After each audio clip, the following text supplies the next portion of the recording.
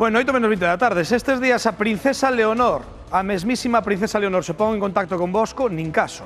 Non te lee, sinto pola princesa Leonor, pero é que están utilizando a súa imaxe para facer isto.